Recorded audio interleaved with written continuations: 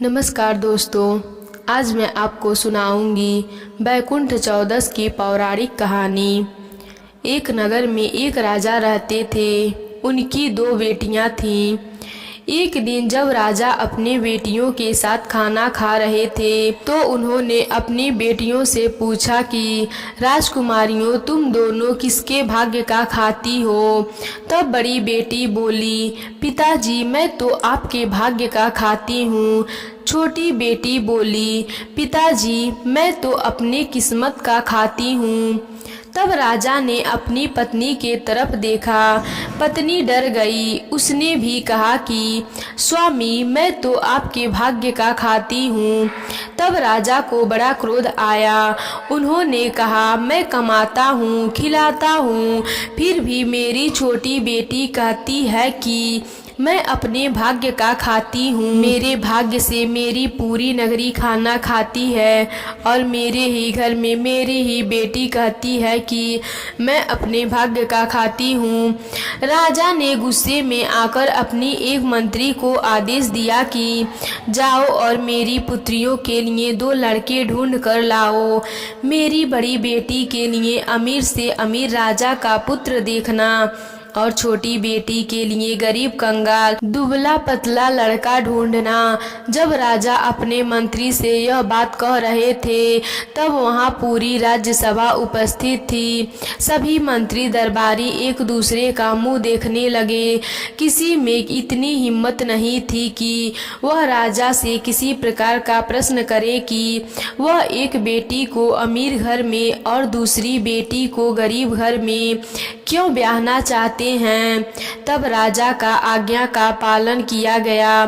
तब मंत्री ने राजा के कहे अनुसार बड़ी बेटी के लिए राजकुमार और छोटी बेटी के लिए एक भिखारी ढूंढ लिए। राजा ने दोनों बेटियों की शादी कर दी। राजा ने बड़ी बेटी को खूब धन दौलत दिया, लेकिन छोटी बेटी को बोरी से सिला हुआ लहंगा चोली पहना दिया। छोटी बेटी कुछ नहीं बोली। दोनों अपने अपने ससुराल चली गईं। जब छोटी बेटी अपने ससुराल में पहुंची तब उसने देखा कि उसको वहां कोई आवभगत करने वाला नहीं था। वहां छोटी सी जमीन पर एक छोटी सी झोपड़ी बनी हुई थी और वहां 5 चूल्हे बने हुए थे। उसने उस समय कुछ नहीं पूछा और चुपचाप सो गई। सुबह जब सोकर वह उठी तो अपने जेठ से पूछा, भैया, यह 5 चूल्हे क्यों हैं? तब बड़े जेठ ने कहा, बहू, हम 5 भाई हैं। हम 5 भाइयों के यह 5 चूल्हे हैं। हम सब कंवारे हैं, परंतु हमारा 5वां भाई, जो कि जबरदस्ती तुम्हारे मंत्रियों ने ले जाकर तुम्हारे साथ उसका ब्याह करवा दिया। बहू ने कहा, कोई बात नहीं, ठीक है, सबको अपनी किस्मत की मिलती है। जब 5 भाइयों झोली उठाकर जाने लगे तब बहू ने वापस पूछा कि आप सब कहाँ जा रहे हैं? 5 भाइयों में से केवल बड़ा भाई ही समझदार था। बड़े भाई ने कहा, बहू, हम सब भीख मांगने जा रहे हैं। हम सब भिखारी हैं। उस समय भी बहू ने कुछ नहीं बोली। उसने कहा, ठीक है, आप जाइए। 5 भाई भीख मांगने चले गए। पीछे से बहू ने पूरे घर की सफाई की। कुंवारी गाय के गोबर से पूरी आंगन लीपा और बड़े जेठ के चूल्हे को छोड़कर सभी चूल्हे वहां से हटा दिया। शाम को जब 5 भाई आए, घर को साफ सुथरा देखा और 4 चूल्हे हटे हुए देखे तो तब नई बहू बोली कि आज से हम एक ही चूल्हे पर भोजन पकाएंगे। मैं खाना बनाऊंगी और आप सब खाना जीमेंगे, लेकिन उससे पहले आप सब नहा धोकर पूजा पाठ करके आइए। अब से पहले वह 5 भाइयों ने कभी स्नान नहीं किया था। मर्जी पड़ती तब स्नान करते, नहीं नहीं तो नहीं करते। किसी ने उन्हें इस तरह से आदेश भी नहीं दिया था। चारों छोटे भाइयों को बड़ा गुस्सा आया, लेकिन बड़ा भाई थोड़ा समझदार था। उसने कहा कि बहू जो कहती है हम सब वही करेंगे। हम सब तालाब पर नहा धोकर आते हैं, फिर हम आकर भोजन करेंगे। उस दिन से सभी इसी प्रकार करने लगे। पांचों भाई तालाब पर नहाने चले गए। वहां से नहाकर वापस आने लगे। तब बड़े भाई को याद आया कि बहू ने कहा था कि पूजा पाठ करके आना। तब बड़े भाई ने अपने छोटे भाइयों से कहा कि पास ही मंदिर है, हम वहां पूजा पाठ करने चलते हैं। उन्हें किसी प्रकार का मंत्र पूजा पाठ नहीं आता था। बस मंदिर में गए और हाथ जोड़कर बैठ गए और दर्शन किए और घर आ गए। घर आए तो नई बहू ने रोटी सब्जी बनाकर रख दी थी। सभी ने इतना स्वादिष्ट खाना आज से पहले कभी नहीं खाया था। सभी ने नई बहू की बड़ी तारीफ करी। इस तरह से चार भाई झोपड़ी के बाहर सो गए और नई बहू अपने पति के साथ अंदर सो गई। दूसरे दिन वापस जब अपने अपने झोली उठाकर भीख मांगने जाने लगे तो नई बहू ने कहा, आज से आप भीख नहीं मांगेंगे, आज से आप मेहनत मजदूरी करेंगे। चार छोटे भाइयों को बहुत ही गुस्सा आया, लेकिन बड़े भाई ने चारों छोटे भाइयों को शांत कर दिया। जेठ ने अपने बहू से कहा कि बहू, हमने आज से पहले कभी भी मेहनत मजदूरी नहीं करी है, हमें कमाना नहीं आता है। बहू बोली कि आपको भी काम मिले, जो भी मजदूरी मिले आप वही करना, और रास्ते में जो भी चीज पड़ी हुई मिले उसे उठाकर घर लाना। मैं समझूंगी आपने यही कमा कर मजदूरी लाया है। इस तरह सभी पांचों भाइयों अलग अलग दिशा में कमाने के लिए चल पड़े। किसी को गेहूं की बोरी उठाने का काम मिला तो किसी को दिहाड़ी का काम मिला, किसी को सामान उठाने के लिए कूली का काम मिला। इस तरह चारों छोटे भाइयों को काम मिल गया, लेकिन बड़े भाई को कोई काम नहीं मिला। पूरा दिन काम मांगने में ही बीत गया। जेठ ने सोचा कि मैं कुछ नहीं कमा पाया, अब मैं घर खाली हाथ कैसे जाऊं।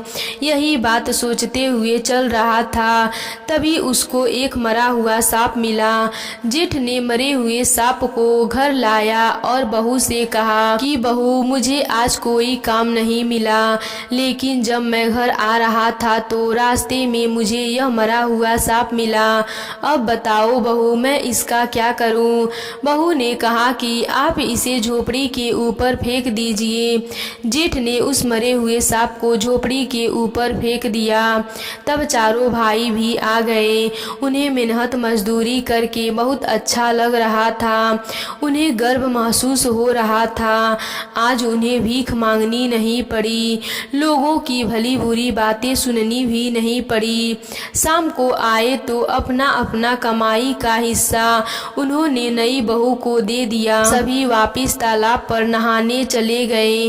तालाब पर नहाकर वह मंदिर में दर्शन किए, घर आकर खाना खाया और सो गए। अगले दिन वापस सब अपने अपने काम के लिए निकल गए। दूसरे दिन भी बड़े भाई को कोई काम नहीं मिला। बड़ा भाई उदास व दुखी होकर आ रहा था कि मुझे आज भी कोई काम नहीं मिला। दूसरे दिन उदास मन से जब घर आ रहा था तो उसका पांव गोबर में पड़ गया। घर आकर बहू से कहा कि बहू, आज भी मुझे कोई काम नहीं मिला, लेकिन मेरा पांव गोबर में पड़ गया है, अब मैं क्या करूं। बहू ने कहा, भैया आप अपने पांव को झोपड़ी पर पोंछ लीजिए। इस तरह से कई दिन निकल गए। एक दिन उस राज्य के राजा का रानी का हार जो कि कई करोड़ का था। जब रानी स्नान कर रही थी तो हार को उन्होंने उतार कर रख दिया था। वह हार चील लेकर उड़ गई। पूरे राज्य दरबार में सभी दरबारी मंत्री उस चील के पीछे पीछे भागने लगे, लेकिन किसी के हाथ में वह चील नहीं आया। देखते ही देखते वह चील किस दिशा में उड़ गया, किसी को पता भी नहीं चला। जब वह चील उस पांचों भाइयों के झोपड़ी के ऊपर से उड़ी तो उसे वहां मरा हुआ सर्प दिखाई दिया। तो चील ने हार को उसकी झोपड़ी पर गिरा दिया और सर्प लेकर उड़ गई। उधर राजा ने पूरे नगर में ढिढोरा पिटवा दिया कि जिसे भी रानी का हार मिले वह लाकर राज दरबार में जमा कराएगा तो उसे मुंह मांगा इनाम दिया जाएगा। शाम को जब पांचों भाई झोपड़ी पर आए तब बड़े जेठ की नज़र झोपड़ी के ऊपर चमकती हुई किसी चीज पर पड़ी। जेठ ने उस चमकती हुई चीज को लाकर बहू को देता है। तब नई बहू ने हार को देखकर पहचान जाती है कि यह हार नगर के राजा का है। नई बहू ने राजा के द्वारा आदेश को सुन लिया था। नई बहू ने अपने जेठ से कहा कि भैया यह हार ले जाकर राजा को दे देना और जब राजा आपसे कुछ कहे तो आप कहना मैं अपने भाई की पत्नी से पूछकर बताऊंगा। जैसे नई बहू ने कहा था जेठ ने वैसे ही किया। बड़े जेठ ने हार ले जाकर राजा को दे दिया। राजा हार देखकर बहुत खुश हुआ।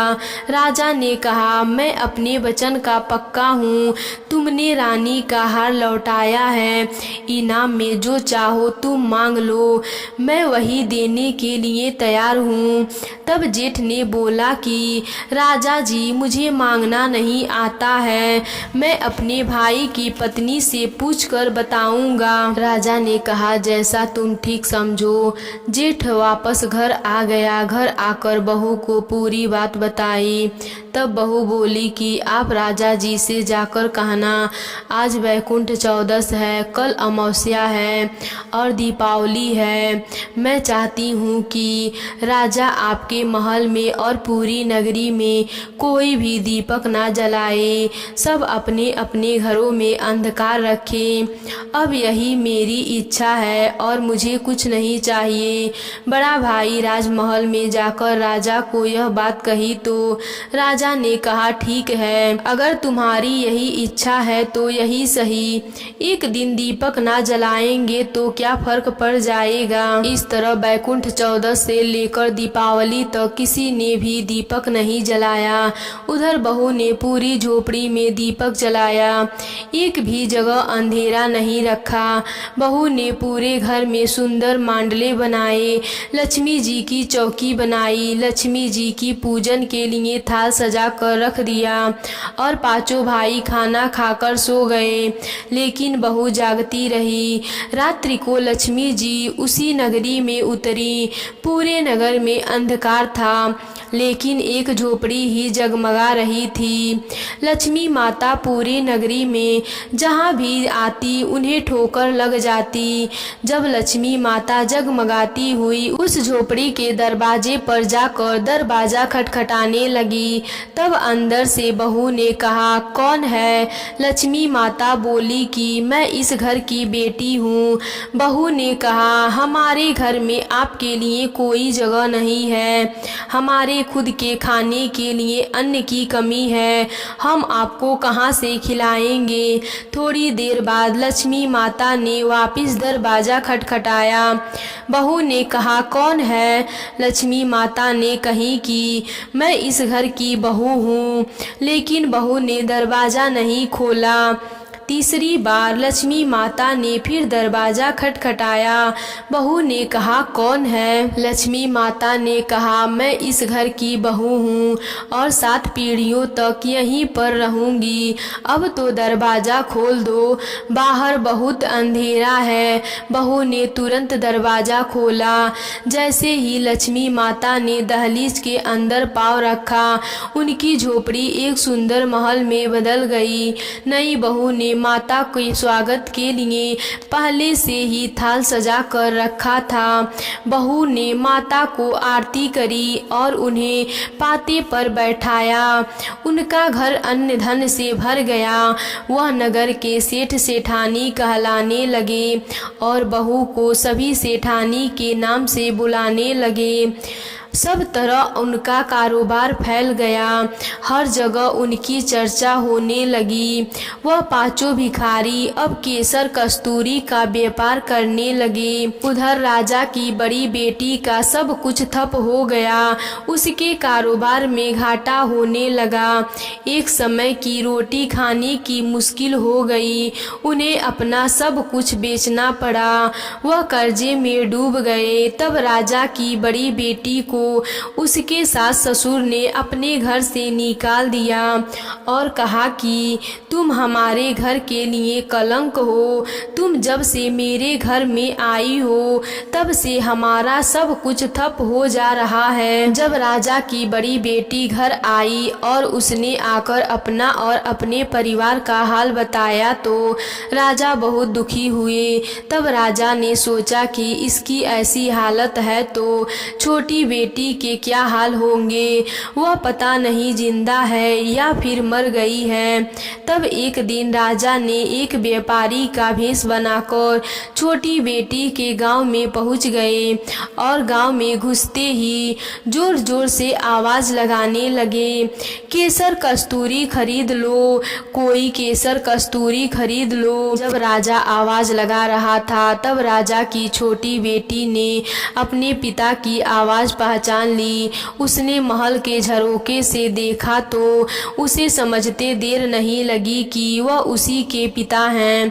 तब छोटी बेटी ने अपने नौकर से कहा कि बाहर जो आदमी केसर कस्तूरी बेच रहा है उसकी केसर कस्तूरी मुंह मांगी दाम पर खरीद लो और उन्हें आदर से बैठाओ और भोजन भी कराओ। नौकरों ने वैसा ही किया। तब छोटी बेटी कीमती आभूषण पहनकर महंगे कपड़े पहनकर घूंघट कर खाना परोसने लगी। जब वह खाना खा चुके तब उसकी बेटी पान सुपारी लेकर वह कपड़े पहनकर जो उसके पिता ने विदाई के समय दिए थे वही कपड़े पहनकर आई। वह आई और बोली, पिताजी पाँव लागू, लीजिए पान सुपारी भी खा लीजिए। तब उसके पिता भी हंसते हुए बोले, बेटी तू क्या यहाँ पर नौकरानी का काम करती है? तब बेटी बोली, नहीं पिताजी, यह हमारा ही महल है, मैं यहाँ की सेठानी हूँ। पिताजी ने हंसते हुए कहा, लेकिन बेटी तुमने तो वही कपड़े पहन रखे हैं जो मैंने तुम्हें विदाई के समय पहना कर भेजे थे। तब बेटी बोली, पिताजी आपको बार बार जो भोजन परोसने के लिए आ रही थी और बार बार नए नए कपड़े पहनकर अलग अलग कीमती आभूषण पहनकर जो स्त्री आपको खाना परोसने के लिए आ रही थी वह मैं ही थी। इस समय जो आपको पान सुपारी देने आई हूँ और आपके दिए हुए वस्त्र पहनकर आई हूँ यह भी मैं ही हूँ। मैं आपको आज बस इतना ही बताना चाहती हूँ कि पिताजी सब अपनी किस्मत के खाते हैं। यह मेरी किस्मत है जो आज मैं इस नगर की सेठानी हूँ और यह आपकी किस्मत है जो कि आप केसर कस्तूरी बेच रहे हैं। इसीलिए पिताजी आज के बाद किसी से यह मत कहना कि आप उसे खिलाते हैं। उस दिन उसके पिता की हार हो गई। उस दिन उसके पिताजी ने हार स्वीकार कर ली और बोला, बेटी तू सही बोलती है, आज मैं हार गया और तू जीत गई। तू सत्य कहती है कि सब मनुष्य अपने अपनी किस्मत के खाते हैं। हे बैकुंठ चौदस महाराज, जैसे आपने राजा की बेटी के ऊपर प्रसन्न हुए वैसे ही सबके ऊपर होना। आपकी कहानी कहने वाले, सुनने वाले, हुंकार भरने वाले सभी पर अपनी कृपा बनाए रखना।